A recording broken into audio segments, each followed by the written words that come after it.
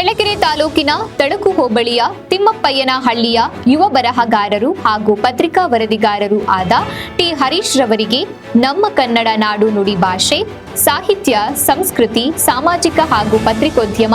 ನಿಸ್ವಾರ್ಥ ಸೇವೆಗಾಗಿ ಬಹುಮುಖ ಪ್ರತಿಭೆಯನ್ನ ಗುರುತಿಸಿ ಮಕ್ಕಳ ಸಾಹಿತ್ಯ ಪರಿಷತ್ ಬೆಂಗಳೂರು ಹಾಗೂ ವಿಜಯನಗರ ಜಿಲ್ಲೆಯ ಹಗರಿಬೊಮ್ಮನಹಳ್ಳಿ ತಾಲೂಕು ಘಟಕವು ಧಾರವಾಡದ ರಂಗಾಯಣ ಸಾಂಸ್ಕೃತಿಕ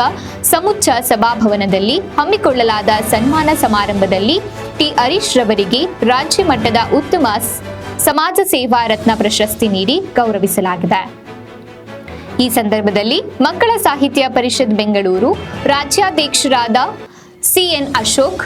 ವೆಂಕಟೇಶ್, ಹಗರಿಬೊಮ್ಮನಹಳ್ಳಿ ತಾಲೂಕು ಘಟಕದ ಅಧ್ಯಕ್ಷರಾದ ಡಾಕ್ಟರ್ ನಾಗರಾಜ್, ಕಾರ್ಯದರ್ಶಿಗಳಾದ ಅಂಜಿನಪ್ಪ ಹಾಗೂ ಎಲ್ಲ ಗಣ್ಯಮಾನ್ಯರು ಮತ್ತು ಎಲ್ಲ ಸಾಹಿತಿಗಳು, ಕವಿಗಳು ಉಪಸ್ಥಿತರಿದ್ದರು.